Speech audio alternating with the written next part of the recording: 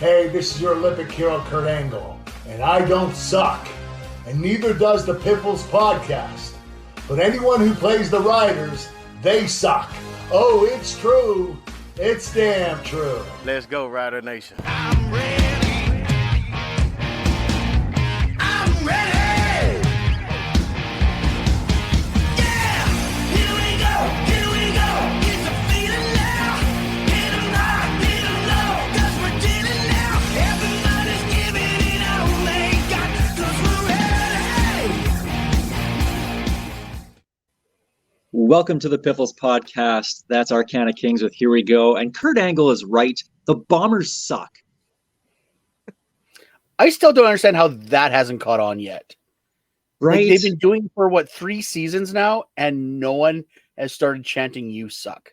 They need to put it up on the Maxtron. You suck, and get people chanting. That's how it'll work. This is the Piffles podcast, your Saskatchewan Rough Riders fan podcast. Thanks for joining us on your favorite podcast platform, viewers on YouTube, and of course on SaskTel Max on demand. Thanks for joining us. My name is Alex. I'm Steve. And I don't even have a funny name today because I am tired of talking about headbutts, but here we're going to basically do everything we can to talk about butts. And lots of butts. Of the head variety. That's going to kick off the show here. That's right. We don't have Amy on the show. We don't have Amy on the show anymore doing the best looking players thing, so it's just headbutts. The Hottie Bowl. Yeah. Well, that's a deep cut. Where's Ray Elgard when you need him? Give us a follow on X at Piffles Pod. I'm at Real Alex D. You can find me at Safamod. And as always, I do not need nor want your pity follows at Greg on Sports. Facebook.com/Piffles Podcast. And of course, the website, pifflespodcast.com. Piffles Podcast, brought to you by our great friends at Dairy Queen on Elphinstone Street and Sass Drive in Regina. Check them out. Get your pumpkin pie blizzard as those are back. And the apple one, too. Don't forget about the apple. Apple everything in the fall as well. So good. Do they have the apple pie blizzard again? I loved that thing when they had that. I think so. Oh, I don't know. I went there last week. I had to get the pumpkin pie one, so I did that. I did the pumpkin pie as a victory blizzard after the game on Sunday. It was delicious. Good choice. Even in early September. Well, we're going to talk a lot of headbutts here. We're going to get that going and get it out of the way. Let's jump to the opening kickoff.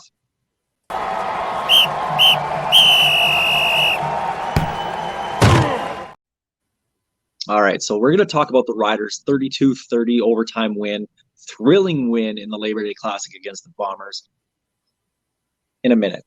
Let's get this out of the way, guys. Pete Robertson, the headbutt on Zach Collaros. I think we can all agree that the headbutt itself was absolutely stupid. Emotions got the better of Pete Robertson, and I don't even know what to say because there was chirping on both sides back and forth all game long, which I love. I love the fact that the quarterback, Zach Collaros, was in the face of Derek Moncrief and vice versa. I love that. I think that's great for the game. You can find a way to market that. It looks awesome. It humanizes these guys, and it just shows how emotional that the game is, especially a Labor Day Classic. Emotions got the better of Pete Robertson after making a big play, knocking the ball down, gets in the face of Zach Collaros, gives him the headbutt. Collaros hits the ground. Obviously, it's a flag. Before we even get into the suspension talk, what do you guys? Yeah, okay. Well, go ahead, Greg. Let's talk about that first. The officials didn't call it. That call came apparently from up top, the old eye in the sky, which, after seeing the replay and the officials there, I'm surprised they didn't call that immediately. But then again, I'm not saying they were letting the guys jaw and go nuts, but they were definitely letting some leeway go, especially with the rivalry, so to speak. But the fact that they didn't throw a flag themselves is almost comical. I hate to admit that. I almost sound like a Bomber fan by saying that.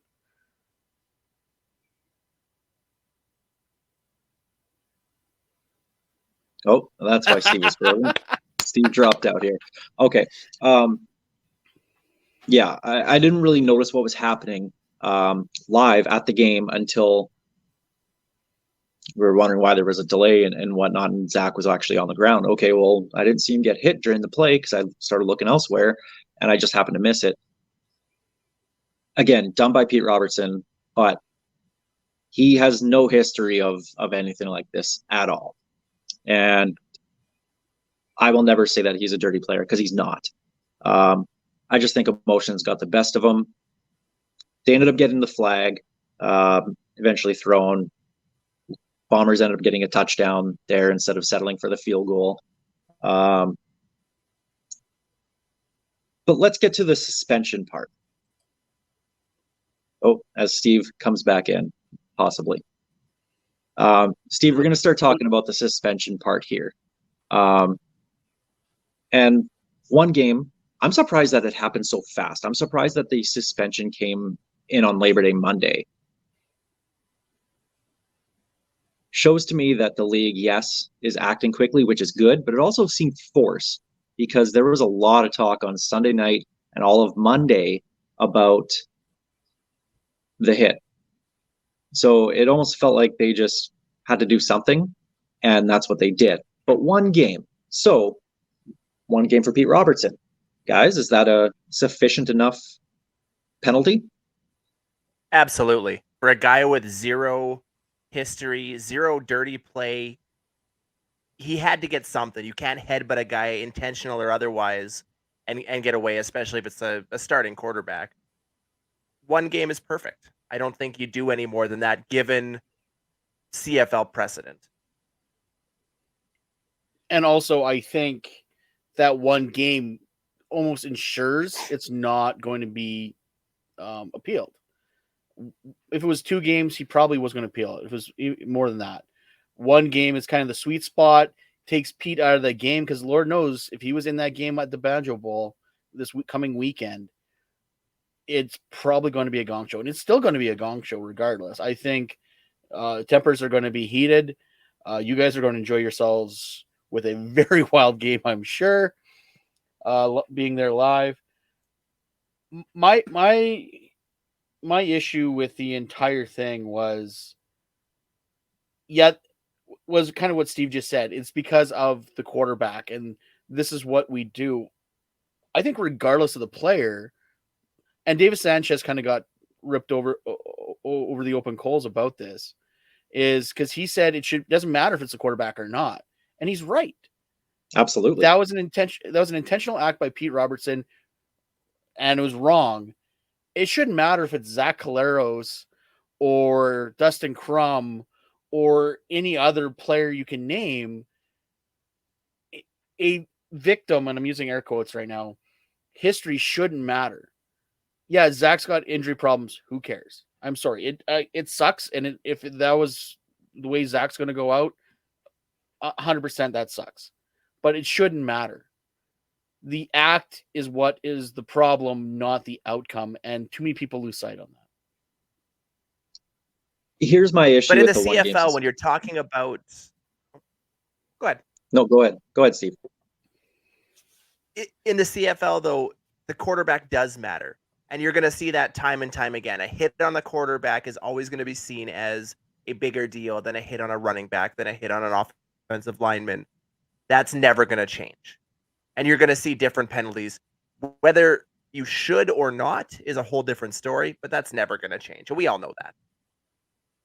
See, and my issue with the suspension is not that it's a one-game suspension, not that it's Pete Robertson, not that it involved Zach Caleros, not that it involved the Riders, not that it involved the Bombers. Big blanket statement here. Something like this, which is a non-football play, if the CFL, the league itself, is serious about player safety, which I think we've all learned over the years they're not. They don't give a crap about player safety. Then this needs to be a bigger suspension. Now, of course, that needs to be negotiated in the CBA, and it all kind of has to, be agreed upon with the Players Association that, yeah, you can suspend a guy for 4 games or whatever the number is. If you're serious about taking stuff like that out of the game, you have to throw the book at someone. Obviously, it wasn't going to happen here because I mean, again, first time offender, a guy who's never had any kind of history with this. But if that happened to anybody, if that happened to Jake Dolegala, which I mean, he did actually take a helmet to helmet shot in this game, but if that happened to Dolegala, I can guarantee you that Rider fans would want more than a 1-game suspension. I can guarantee you that. So I just think look at Zach Caleros. Zach Caleros as a right? Rider. Yeah, That's all you need. That's all you need to remember. And like I said, I get it. I understand the guttural emotion that comes with being a fan and caring about your players.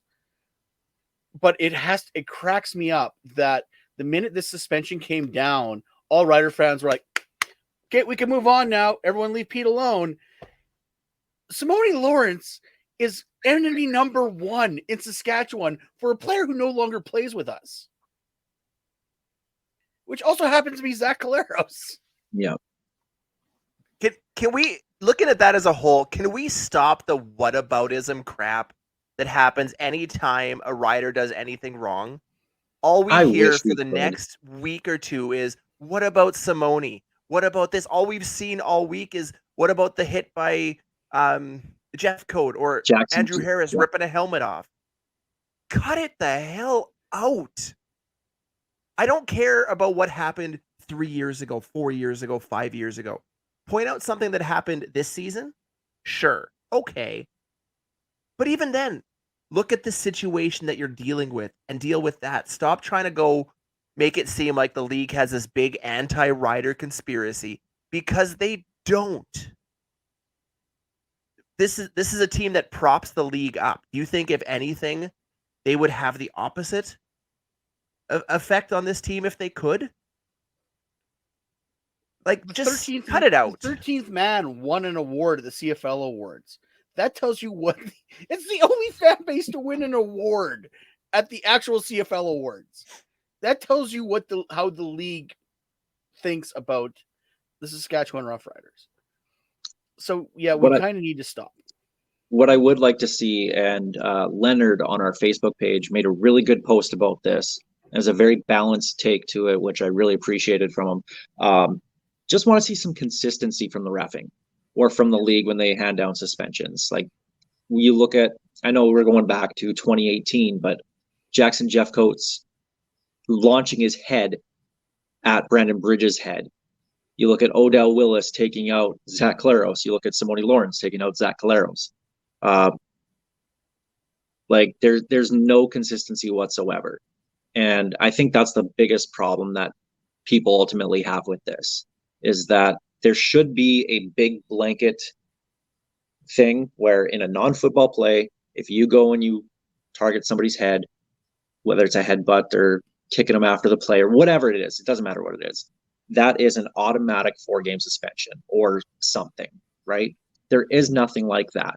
There needs to be something like that, because that's going to deter players from doing it again. You don't think that, okay, 1 game, if the next game is kind of meaningless and you get a chance to take out a player that you can possibly see in the playoffs, why wouldn't you do it? You need to deter that from happening. And that has to come from the league level. And I think that's what needs to happen. I'm fine with a 1-game suspension. I think it should be more, but I think it should be more based on not this act itself, but just as a whole. I agree with you to a point, but because we have learned anything about CFL officiating and punishment in general, they can't organize it. Like, they can't organize a 2-car parade if you give them the marshal car. That is the problem with it right now. Because how inconsistent is even just roughing the passer in general? At one point, a guy's hand hits a helmet, immediate penalty. Meanwhile, Zach Caleros got basically cold-cocked on the ground earlier this season. Nothing. Yeah. Like, it's like, at some point they need to, the league and the officials, and we've got some really good officials here, and they have a hard job, but we need to start dialing that in, or these inconsistencies are just going to keep on creating these conspiracy theories for everybody. All right, so Robertson's not going to appeal this. He's going to miss the Banjo Bowl. Smart. Back to the Elks game. I mean, I would have appealed it just to play in this game because they should be able to beat the Elks without him. But whatever. Good on him for owning it, which is what he did, and taking the punishment and moving on. So I wish we could all do that, myself included. But they're going to keep talking about this. This is going to be the big storyline going into the game on Saturday. TSN's going to make it a big thing on Saturday for pregame. It's not going away. It would have been worse if he was in the game. This was actually smart for him to not be in this game, because someone is going to take a liberty because they feel they have to. Well, and that's Craig, not good for anybody. And Craig Dickenson said it in his post game. Was that this is what the Bombers do. They try to goad you into things, and they're very good at it, to the point where they might push to the edge, but they're going to push you over the edge and make you take the penalty. So I think that's going to be the Bombers' plan to start the game, is to really ride those emotions and try and get the riders off. Just based off that, just get them off their game plan and have them focused on that. So I hope that the discipline of the team, which has been great this year up until the last kind of game or so, I hope Craig is sitting down with the guys and saying, listen, this is what Winnipeg's going to do. Do not act on it. But that we'll save that for when we talk about the Banjo Bowl. Let's talk about the game itself. Actually, can I say one thing though before we move on from this, and then No. we'll never have to talk about this again? I got to say admit, one more thing, I'm going to headbutt you next time I see you.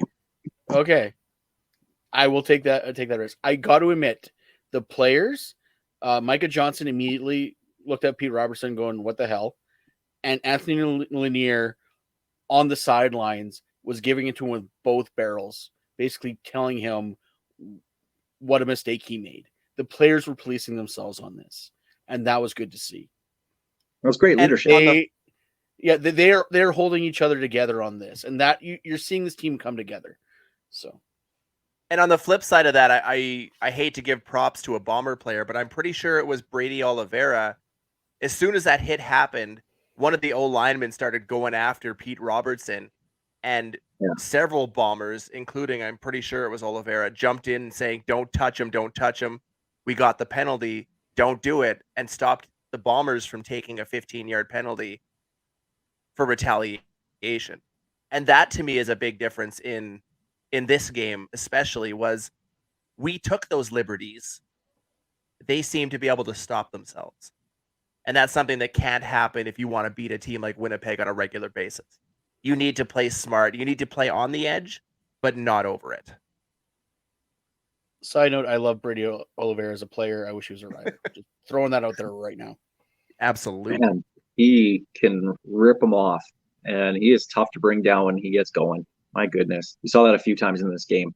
Okay, well, let's talk about the game. 32-30, the Riders winning, moving their record to 6-5 on the season. Nothing's easy. Nothing is easy. I mean, nobody expected this game to be easy anyway. But I love starting the game with the onside kick, catching Winnipeg off guard. That was brilliant. Oh, that was so good. You have one shot a season to be able to make that work. And they timed it perfectly. Lothar's done this before with the short kick. He knows exactly how hard he has to tap the ball to get it to go exactly 10 yards, and then to get in front of it and kind of shield the ball from the Bombers having to come back is brilliant. And I loved seeing that. I loved the deep pass immediately after, which Emelis should have had. That hit him right in the stomach, right in the numbers. But I love the aggressiveness in this game. Basically saying, you know what, we're not going to win by giving them the ball. We need the ball, and that's how we're going to win this game. And that was the philosophy. And I mean, it set the tone. And to me, other than that 3 plays in the second quarter, the Riders absolutely dominated that first half. There was a time I looked up at the Maxtron, they had the receiving stats on the board. Winnipeg had 1 reception for 2 yards. I saw that stat. And that I- reception was just a pitch toss forwards. They had And I- nothing that was completed past the line of scrimmage. Yeah, and I thought about it. I'm like, I know the Riders have been playing really well, but I didn't realize they were playing that well at the time. And then, of course, 3 plays later, 90 yards later, the Bombers have a touchdown. I missed that. I missed that series. I went to go get food for my kid, and then I'm like, "What just happened?" Yeah, it was very quick. It was very quick. Yeah. And Zach Collaros, does he get bailed out by his receivers more than anybody else in this league? Like, my goodness. I mean, he's made some really good throws and put it in places where only his receivers could get the ball, but they're making some really good catches. Nick Dembski, Wolotarski on his touchdown. That Nick Dembski one hand where he basically he missed it. Like he tapped it back to himself to catch it. The one on the sideline. Yeah. Yeah. And then that And there was- diving one, like just ridiculous. Like There was the deep ball that was massively underthrown that I don't know. I can't remember who caught it down inside the 5, came back to get it. Like you're right. Zach Collaros was off through most of this game. He was bailed out hard by that fairly talented receiving core. Jake Dolegala let Jake cook. They did that again. Greg, I know you're going to roll your eyes at that one. okay, Uh, okay, here we go. keep that same. As a branding guy, Jake Cook does not work. Can we at least say let Jake bake? It rhymes. It's catchy.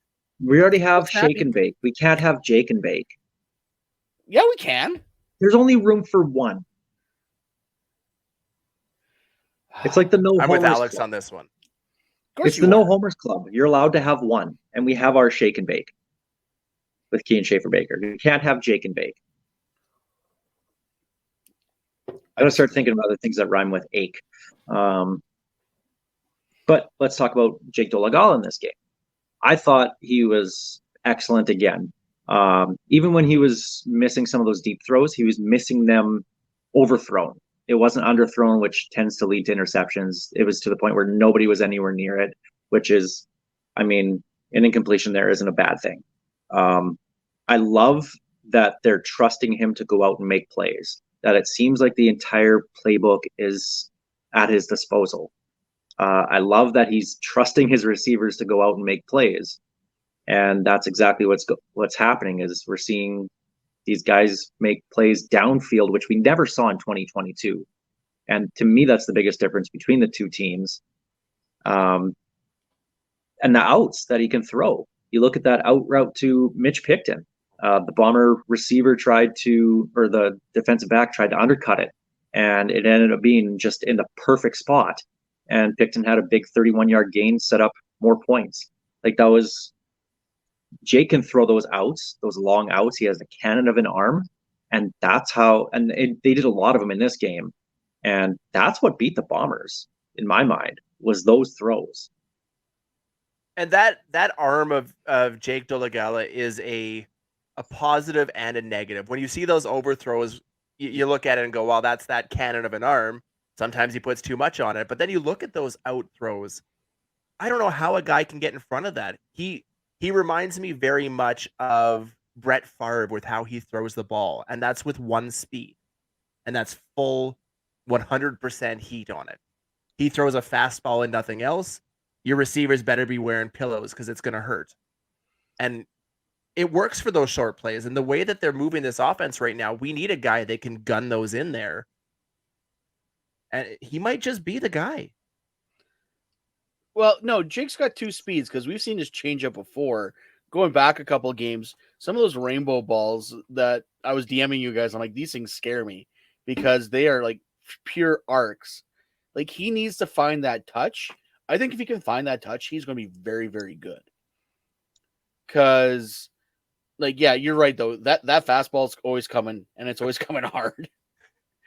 But yeah, whenever he puts a touch on, it's a full rainbow arc, and those get scary because then those are jump balls. Before the game, when you see a bunch of players walking down the sidelines, tossing balls to fans, I hope they never have Jake Dolegala doing that.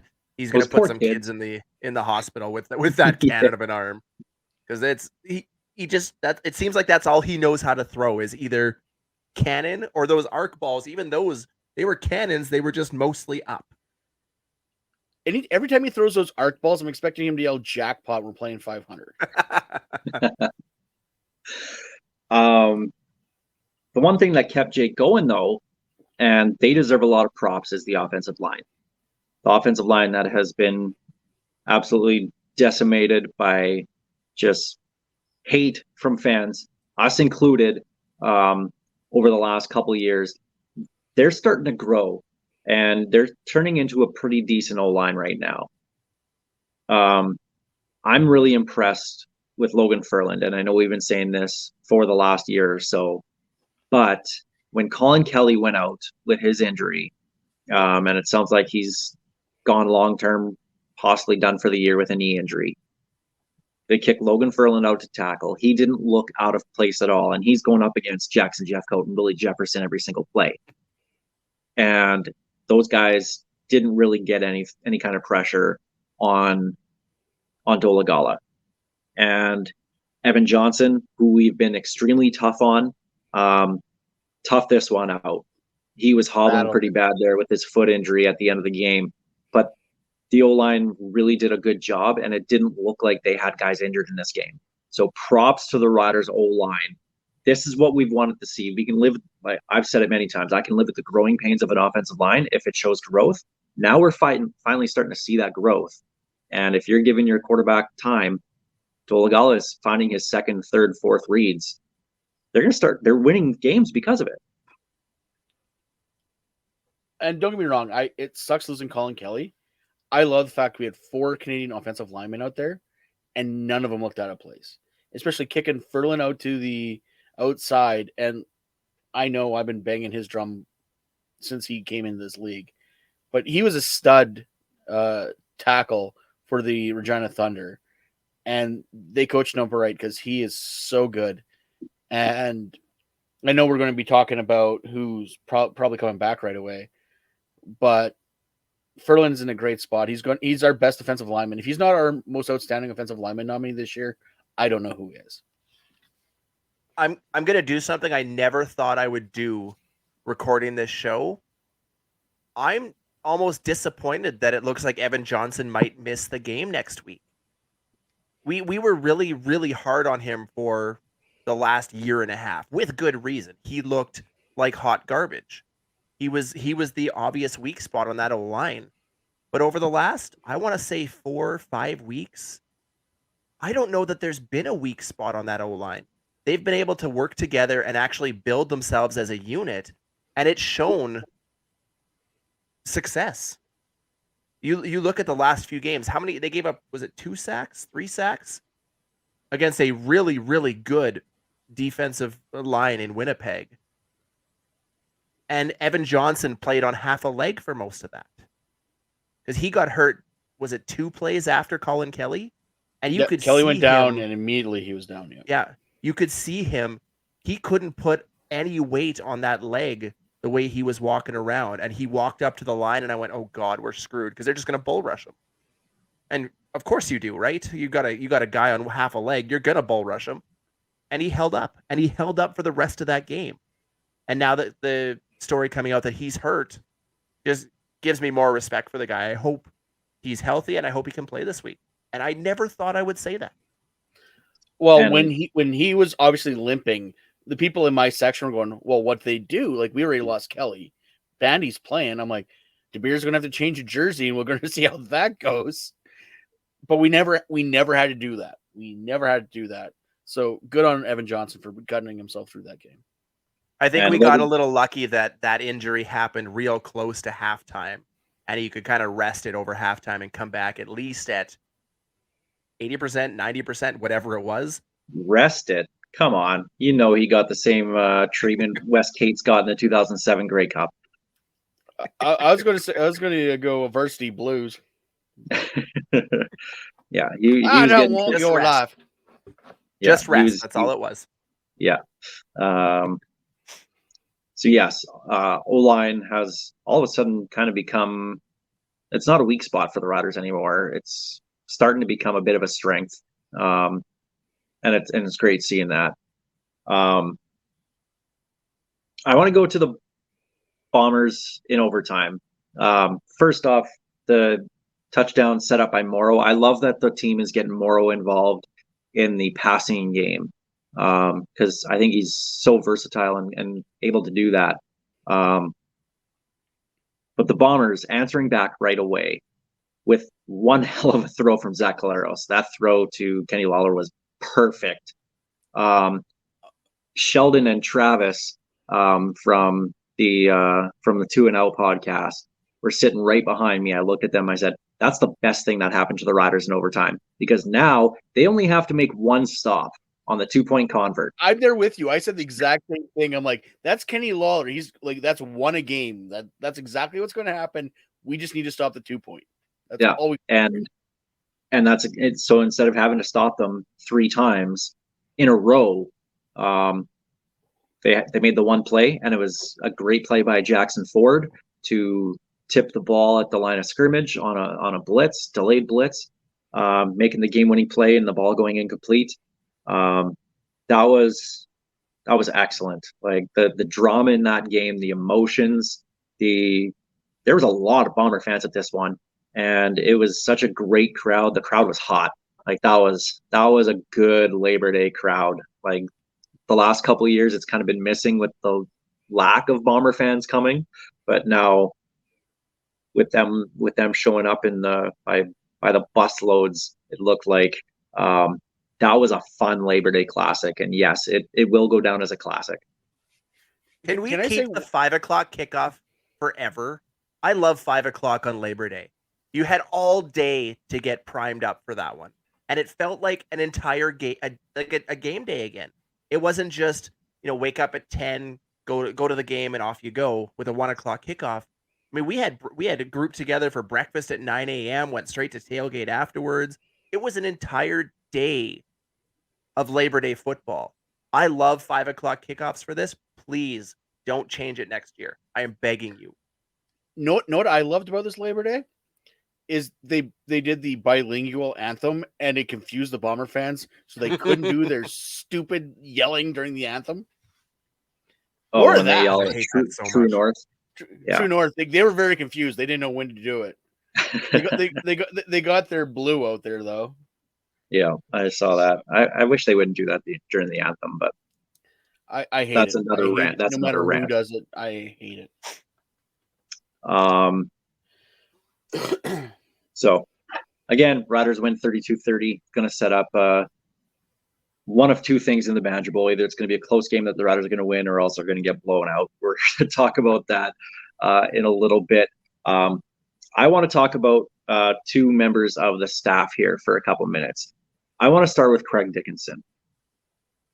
I've been probably the toughest person on Craig Dickenson in Rider Nation.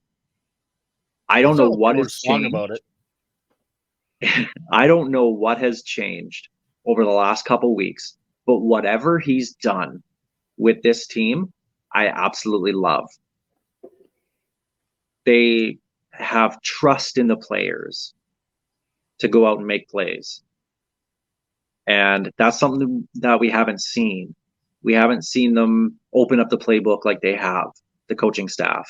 And now they have. And look what's happening. They're scoring lots of points. They're winning games. I don't know if Jeremy O'Dane went and said something to him before the BC game and said, hey, the bye week's coming up. There's a lot of pressure on you to win this game. I don't know what was said. I don't know if anything was said. I don't know what changed, but something did in the philosophy of Craig Dickenson. And it's great to see, because this is exactly how this team needs to be coached. They are out there flying. They're out there to hurt people, not literally hurt, but be physical. And I love that. We've seen the tone set on special teams to start games. TJ Brunson against BC. They're out there to just hit you and let you know that, like, we're here and we're not just going to play hard. And that's always been one thing. And I saw this on Twitter. Robert Saleh, head coach of the Jets, had a speech about the biggest pet peeve he has as a head coach on Hard Knocks here. And it was him saying, when you're not a good team and you go up and you do a handshake with the head coach on a good team, and he comes up to you and says, You guys played hard. Blank you was his response. And that's exactly it. We don't want guys that play hard. Yes, you do, but you don't want to be labeled as a team. Oh, they played hard. No. We're here to mess you up. And I love that. That's what they're doing here in Saskatchewan. You know, don't there wanna was a be the lovable perfect loser. spot. There was a perfect spot that to me describes exactly where the change has happened in Craig Dickenson specifically over the last few weeks. One of my issues with him is he's always seemed very timid and quiet on the sidelines. You don't see a lot of fire out of him. You don't see a lot of emotion. Greg's always talked about that look on his face whenever they show him on camera. There was a moment right after, I believe it was the Nick Dembski one-handed circus catch.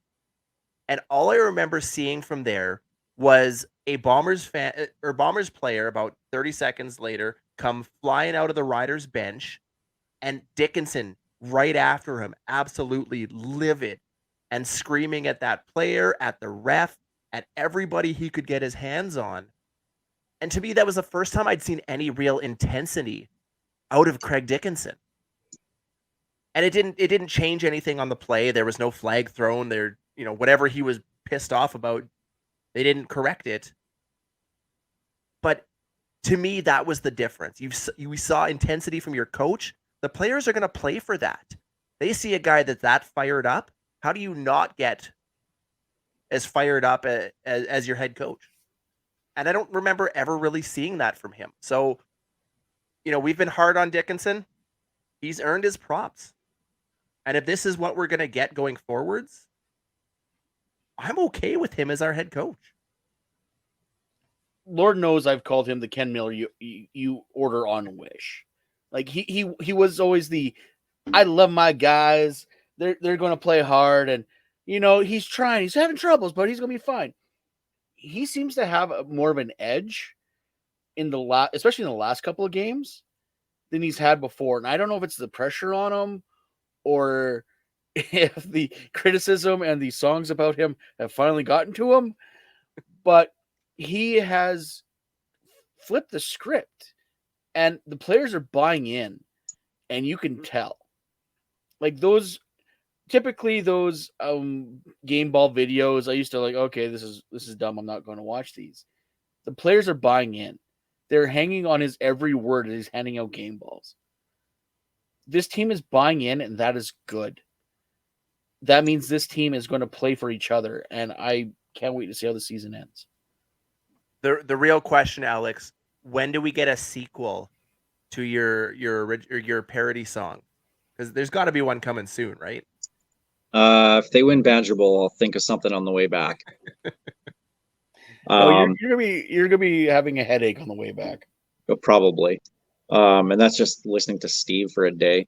But with Ouch.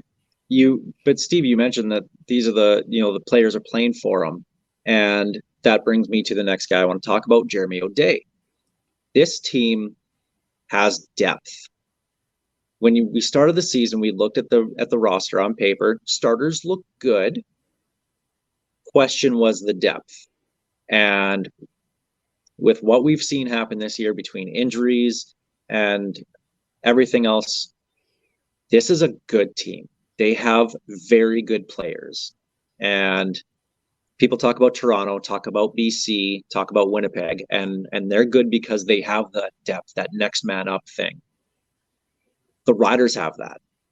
They finally have that after the last couple of years. And the Canadian drafts, especially the Canadian depth, the drafts that Jo has handled as GM, he's found some absolute gems. You're finding guys in the 3rd, 4th, and 5th round that are active roster players getting into playing all the time. When you can find that, and your number 1 picks and your number 2 picks are regular roster players, you're doing pretty darn good. All the picks that came into camp this year made the roster. The only ones that didn't were the ones that went back to school. Yep. And the couple that are in the NFL that are just pipeline picks, maybe. Or Hail Mary picks, I guess. Like Yeah. just ridiculous. You don't see that. They've made some really good picks in the draft, and the depth of this team is so improved that I don't think enough people are talking about that right now. And that goes to Jo, to Craig Dickenson. They're being coached up right now.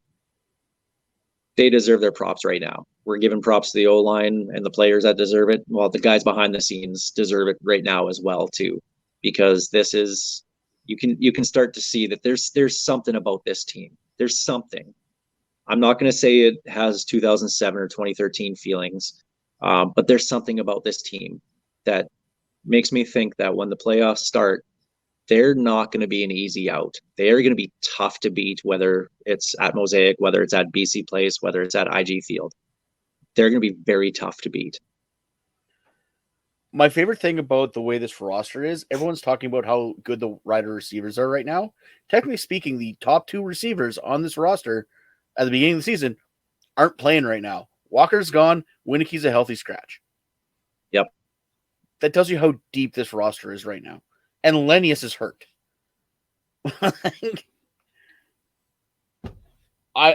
It's an embarrassment of riches right now. I have no idea how to describe this team. Yeah. You know, speaking of draft picks and guys that are hurt, I have to do a mea culpa here. I owe Rider Nation a huge apology. Partway through I think it was the second quarter, I made a reference to Furlan saying, you know, I've got an old game worn number 38 jersey without a name bar on it.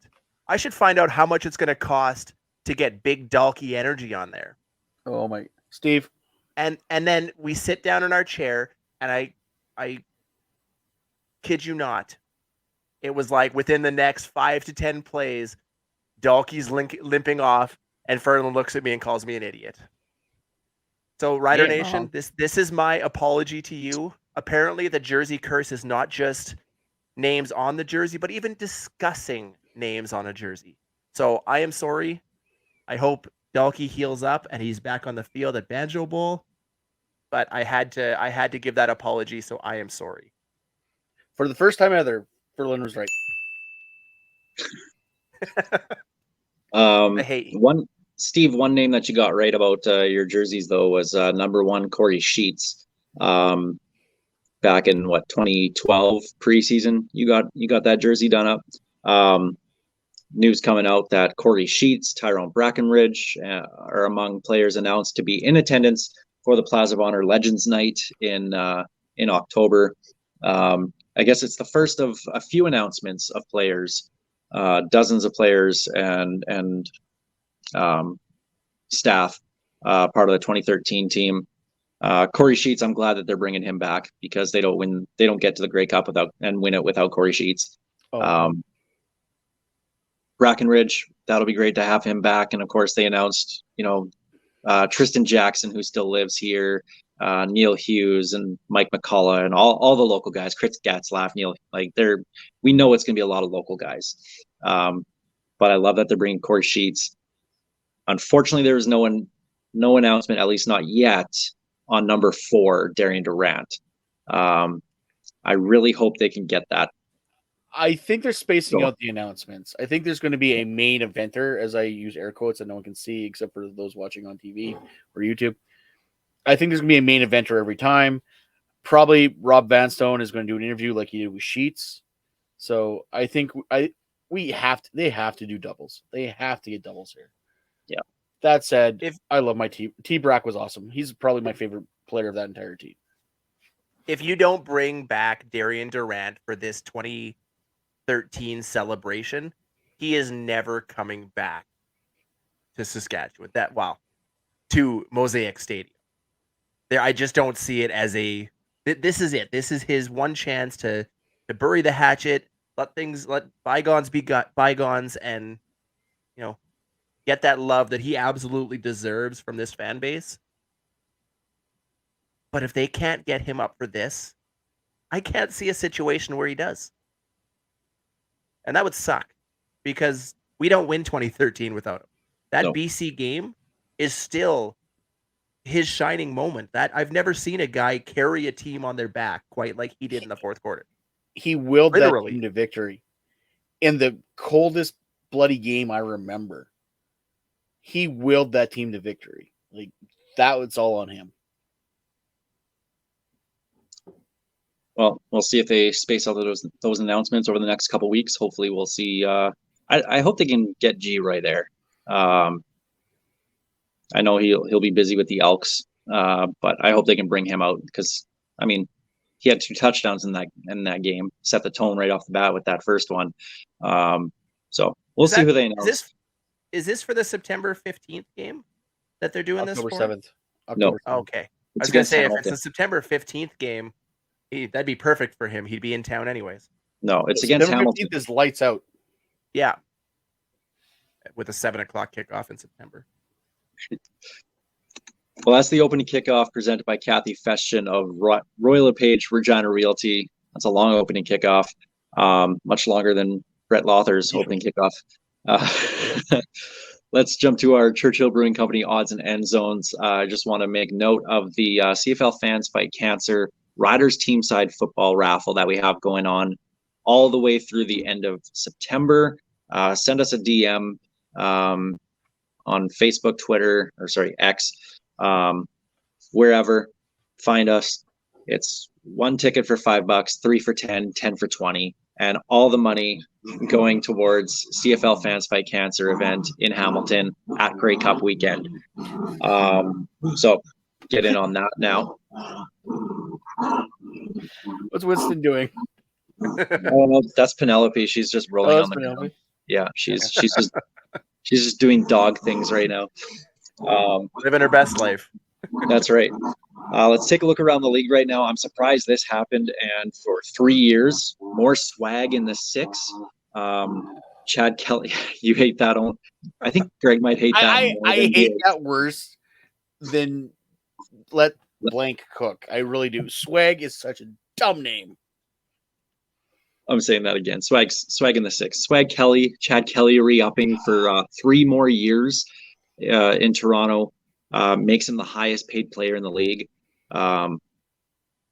This is great for the CFL. This is great for the Argos, taking advantage of the fact that they were 8-1 when they announced this, 9-1 now. They're the best team in the league. They're the defending Grey Cup champions. They're getting bigger crowds. Toronto's starting to get into it a little bit more. This is absolutely huge. Oh, this is massive. Between Swag Kelly and AJ Willette, they have 2 incredibly marketable stars right now. I can't see the downside, although I wonder how that team's going to look when they add on an additional, $400,000-$500,000 in salary to the quarterback position. They might be missing a few key pieces next year, but that's next year's problem. This is a great move for the CFL, a great move for Toronto, and they need to keep him there as long as he is playing as well as he is. He is a star, and that city needs somebody like him with his confidence and his swagger to lead that team. And like I told you guys in the DMs when it first happened, CFL contracts are only as good as the paper they're on. The team can back out anytime they want, and same thing with the players now. With the way the CBAs are written up, they can entertain NFL interest. So he can still kick the tires on an NFL contract, but this makes him wonder, do I take away this guaranteed money that I'm going to get in the CFL to sit on the bench for who knows what? What this does, though, it keeps him out of the USFL, keeps him out of the XFL. This makes him a CFL player, and it's very good for the league, especially Toronto, where you're actually starting to see some growth. When we had the commissioner on last week talking about your Montreals, your Vancouvers, your Torontos, before those were like 3 red flags, we're actually seeing some actual growth and some roots being put down again.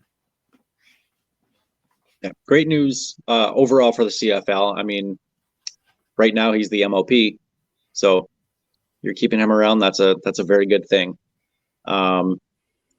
Duke Williams tweeting out and then deleting the tweet saying, "All right, Hamilton, I'm out."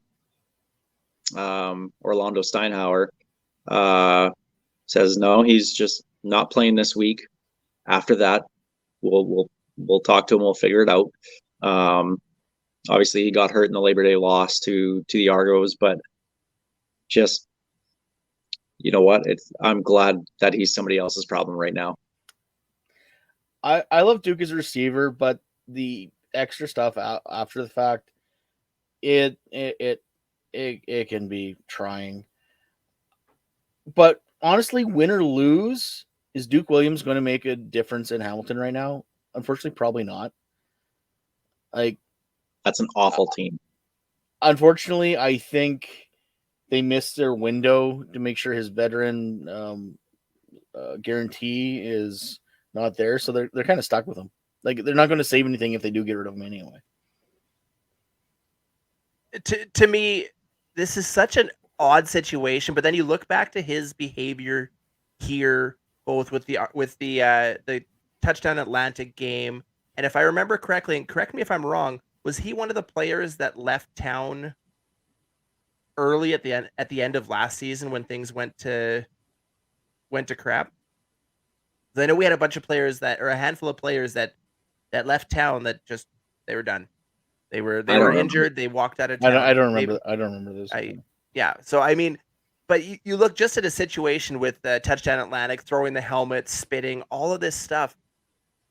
2-3 years ago, his talent was enough that you could put up with the shenanigans.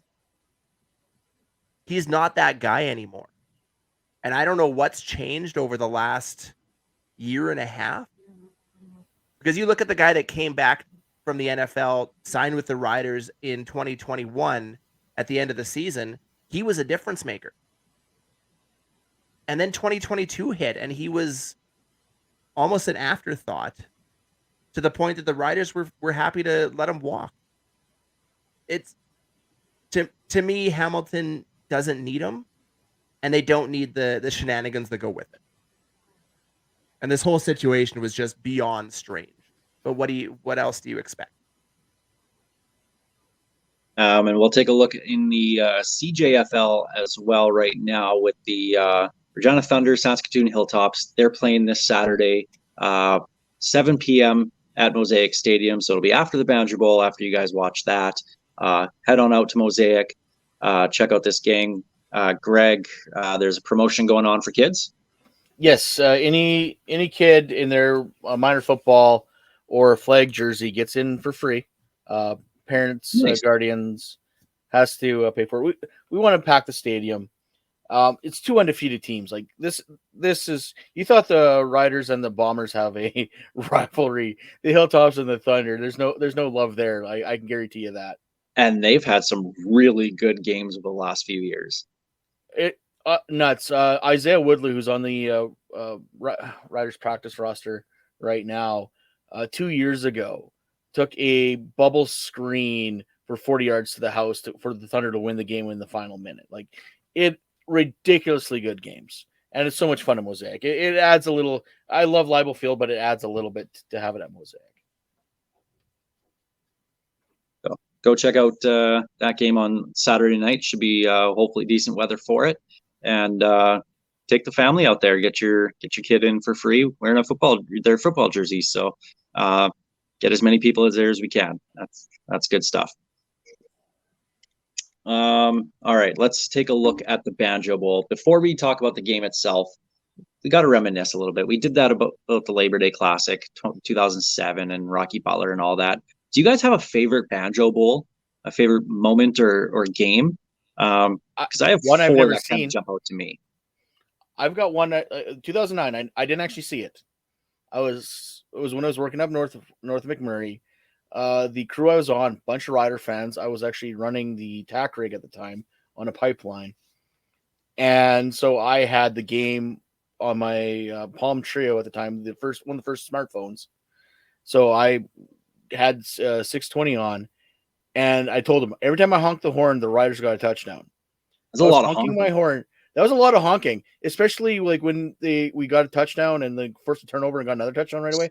Like, it was like guys just thought I was like just spazzing in the cab, which I was, but it was such a good game. 55-10, that 2009 game for the Riders. You don't see blowouts for the Riders in that game anymore. No. Steve? My favorite's absolutely the 2018. If I remember correctly, that was the game that Bomber fans booed the Matt Nichols. the cancer Matt PSA. Nichols. Oh, sorry, after his awful- I've been corrected. It was a bullying PSA, I believe. Now I made a The mistake. irony in that. Yeah, right. But the biggest reason I love that one, that was the first Banjo Bowl bus. Yep.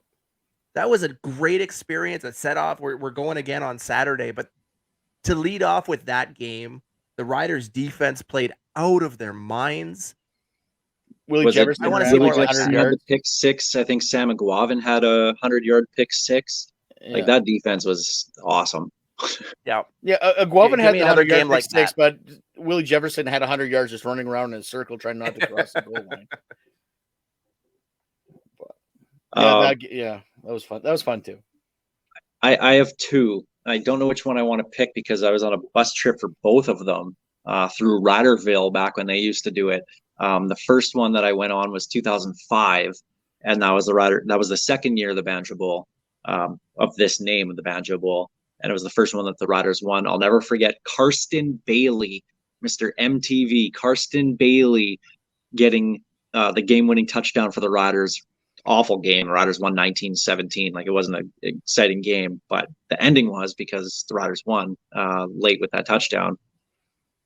But 2008, I'll never forget 2008, still at Canadian Stadium, being up in the upper deck, and the whole game, Bomber fans sitting in front of us, just turning around and just yelling at us. The Riders were getting stomped. That was with Michael Bishop in his second start as a Rider. And the fourth quarter happened, and it was long ball touchdown to Jerron Walker. There was one to Vince Marshall, that big long rainbow pass to Weston Dressler for a big diving touchdown. And then I'll never forget that. Those fans in Winnipeg got quiet quick, and they left fast. That was fun. I think that's my favorite Banjo Bowl, was 2008. Know which one I hate? 2014. Yeah, that one sucked. Even though the Riders won that one. That one. They won it. Yeah. They hung on to win. That change, that Banjo Bowl changed the entire outlook of this entire team. Man, they were a better team in 14 than they were 13. That defense in 2014 was on another level. That was unreal. That Banjo Bowl changed the entire direction of the franchise. Yep, 100% agreed. This game, the Banjo Bowl is so weird for me to try and predict because it's one of two things. Either the Riders seem to win a close game, or they just get blown out by like 35 points. And it's just awful being there. And we're sitting there with our Banjo Bowl bus trip, and we're watching the U.S. Open on our phones. At least you're by the Rum Hut, though. You're by the Rum Hut. That's true. That may have been by design. I've been to my share of Banjo Bowls. You got to have drinks nearby. Yeah, so we'll take our picks about whether this is going to be a blowout or keeping it, or if the Riders keep it close when we do our picks here in just a few minutes. But no Pete Robertson in this game. Do you guys think that the Riders are going to have issues getting pressure on Collaros without Peter Robertson? It's gonna hurt, but I'm not that worried. Like, they were getting pressure from everywhere. You start throwing in some linebacker blitzes, you start throwing in some DBs. I think the Riders defense right now, they're not 2014 level, but they are definitely starting to find their unit, especially losing a guy like Milligan down Robertson. I'm not that worried about it. If Dalkey's out, that's going to suck. But Jackson Ford looked really good for a rookie. I'm not as concerned as I would be even like 5 games ago. I don't know why I find it funny. You know, Dalkey's hurt, but Jackson looked good as a rookie, as if Jaden Dalkey isn't also our, second year. Yeah, 2 years in, I know, right? Yeah, right. Like, He seems like such a grizzled veteran at this point. I don't think I'm that worried. The D line has been a strength most of the last half of the season. There was a stretch after those first couple games where they were god awful. But it seems like Shivers has, again, just like the offense, Shivers has opened up the playbook a little bit. You're seeing more blitzes, you're seeing stunts, you're seeing that rotation of guys coming through, keeping everybody fresh. You know, I'm not worried about the D line at all. The defensive tackles have been excellent for the Riders. Micah Well, I was Johnson's about to say having the same thing. one hell of a year.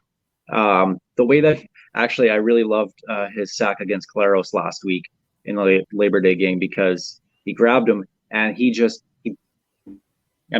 takes a lot of strength to throw a grown man down. He just kind of like, yeah, whatever, just moved him off to the side. He could have absolutely done some damage to Zach on that play. He could have landed on him or something, and he just tossed him down like he was nothing. Just goes to show how strong that guy is. It's because to Micah Johnson, he is nothing. That dude might be the most built player I've ever seen play in the CFL. And the softest spoken. Yes. Right? He's a big giant teddy bear is what he is too.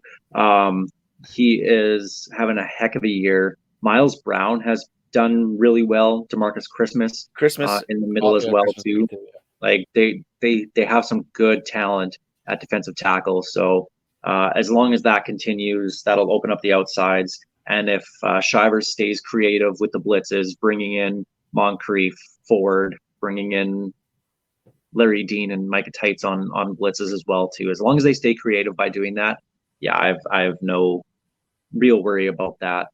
To me, it comes down to the offensive line and how this is going to play out. So no Colin Kelly. So what do you guys do here? You guys play coach this week. Do you keep Logan Furland out at tackle with Logan Bandy at guard, or do you go back to having the two Americans, Counts and Lofton, at tackle and keeping Furland at guard? Maybe Bandy has to start at guard if Evan Johnson is out, and then Zach Fry's the sixth. It's going to 100% depend on who your six is. If Johnson can't go, then you are going to have to use your Americans on the outside, keep Furland, keep Bandy on the inside, and Godber to go. I really like the idea of having 4 Canadians on that defensive line. If Johnson's good to go and you can put Furland to the outside, have Bandy there and Godber, I like that a lot. But I'm not coach. I could totally see them going to 2 Americans because we're actually not struggling at Canadian depth right now, which, as we discussed earlier, we've done some really good drafting. Now, picture the 4 Canadians you just mentioned along the O-line, and we haven't talked about it yet, but Philip Blake apparently is coming back. He was at practice today in gear, which I'm pretty sure we all thought he was out for the year up until about a week ago. Yeah, with the torn pec. Like, that's how the heck is he back practicing already? And apparently projected to come back soon.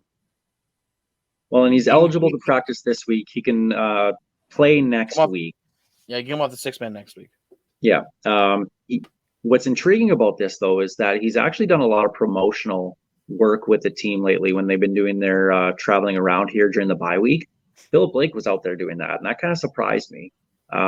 So that leads me to believe that there's something there that we might actually see him play again. Maybe it won't be next week. Maybe they extend him on the injured list a little bit longer just to get him back up to speed in practice. I don't know.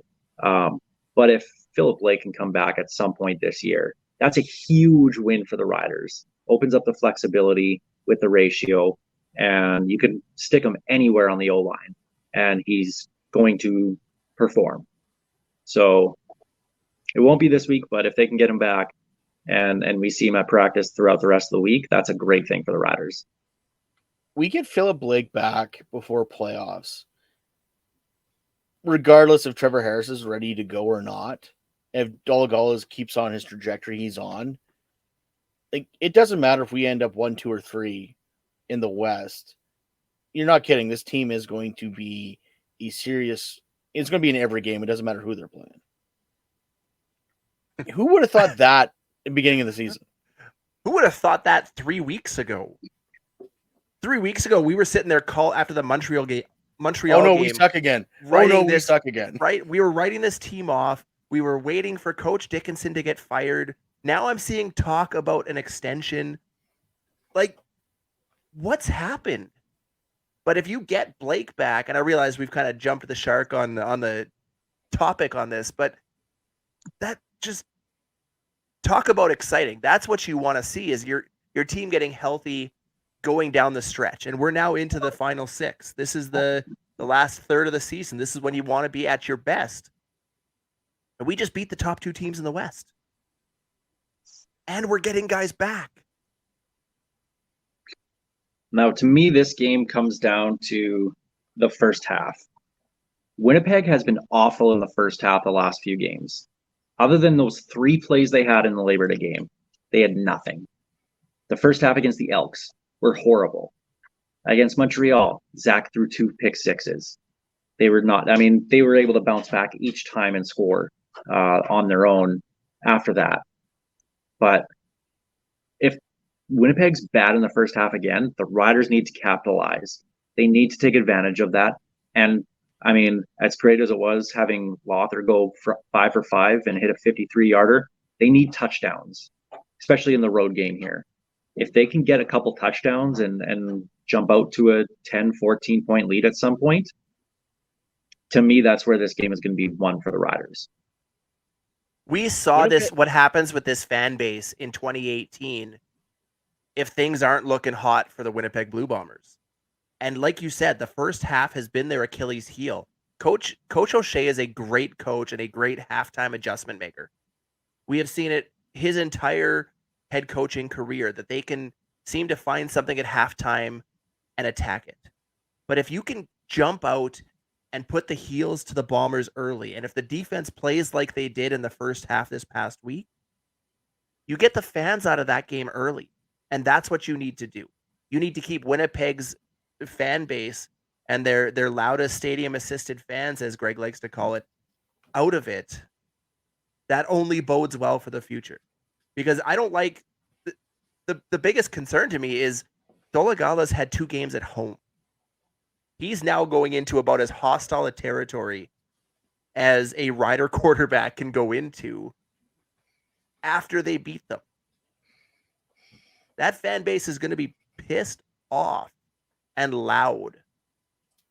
Get them out of it. That's the key. Jump on them early, keep the foot down, and capitalize on mistakes.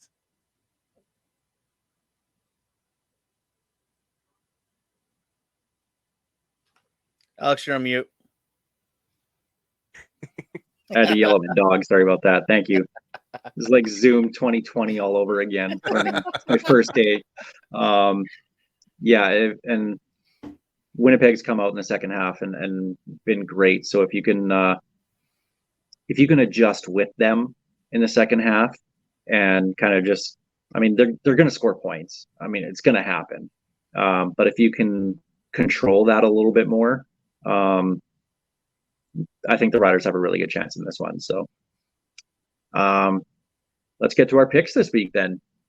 We'll start off with the game on Friday night, Hamilton at Ottawa, which is a huge game in the East and a huge game for the Calgary Stampeders actually as well too, and their crossover ambitions. Man, I wish they would have lost to Edmonton.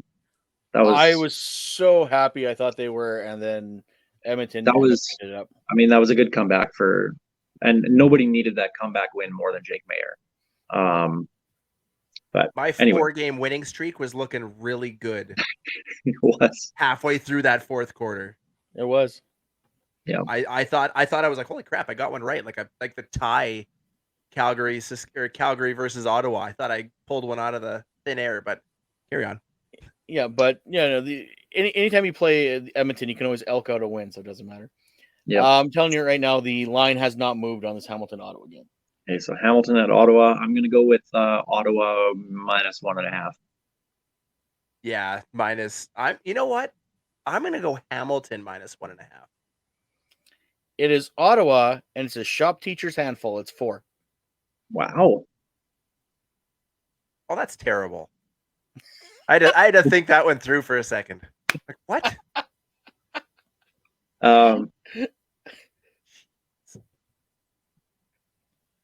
Yeah. Wow. I don't think Ottawa should be favored by 4 points against anybody. Even if it is Hamilton. Hamilton has the better record. God, both teams are awful. Ottawa with the points, sure. Yeah, Ottawa, but it's also Ottawa in Ottawa. You got to factor that in there. I like Hamilton to cover. I think like I Hamilton. think it's gonna be a field goal game. Hamilton wins outright to me. This is two bad football teams. Everybody's figured out Dustin Crum at this point. You've been reading my articles. I may have skimmed the odd one, yes. Unlike most people who comment on them before yelling at you. Yeah. I hope Hamilton wins just to spite Calgary and the crossover. I would enjoy no crossover this year. I really would. Then we get to triple header Saturday, which I hate. I hate it so much. First game, Montreal at Toronto. I'm going to guess that Toronto is favored by 7. I'm going to say, 7.5. 2 scores, 10.5. Ooh. Oh. With an over-under of 51.5. Toronto might score 51.5 points. Which Cody Fajardo? That's what I was about to say. Fajardo's doing Fajardo things right now. He seems to be in his own head again. I am all over Toronto on the points on this one. I think when Fajardo is in it and feeling good, he is a top 3 quarterback in this league. When he's not, he is a bottom 1 quarterback in this league. And that's the way that he's been playing the last couple of weeks. He's been truly, truly awful. I don't know if it'll be 10.5, but Toronto wins for sure. It depends on which Cody shows up. 10.5 is a lot, though. Oh, yeah, okay. I'll take Toronto with the points. My issue with Cody Fajardo is he thinks he needs to do it all himself. So he forces balls. And you saw that last game. Just throw the ball to Mac. Yeah. So I think that 10.5 is probably very accurate. Yeah, I like Toronto in this one.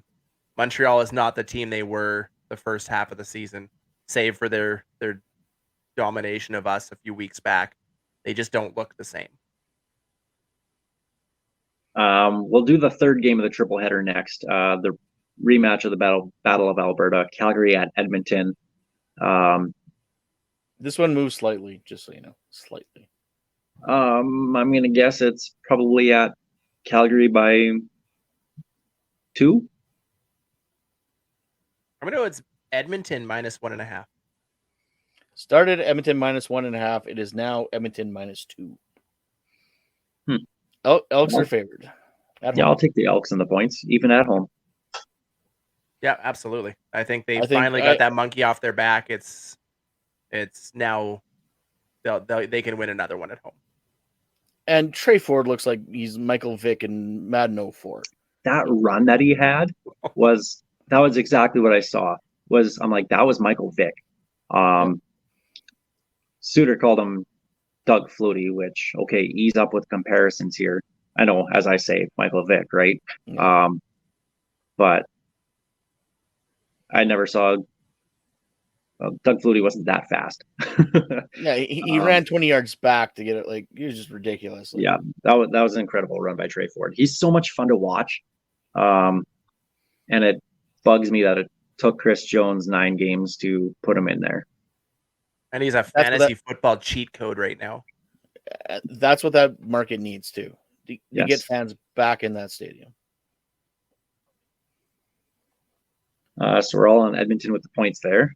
Yep. It's really interesting to think, that their attendance might go down after a win, because all those guys that had the guaranteed win tickets are like, well, I got my 5 games worth. Yeah, they got to pay for Yeah. a ticket now. Yeah. And the other game, obviously, the Banjo Bowl. Riders at Slightly moved. Winnipeg. I think wasn't it at Winnipeg 8.5?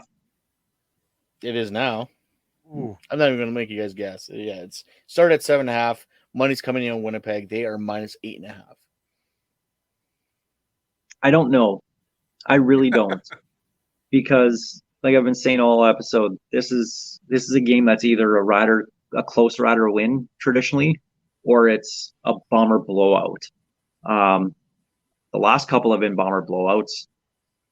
I don't think that'll happen again. I think these teams are a lot closer than 3 games away in the standings, 2.5 games in the standings. I think these teams are a lot closer to each other than that.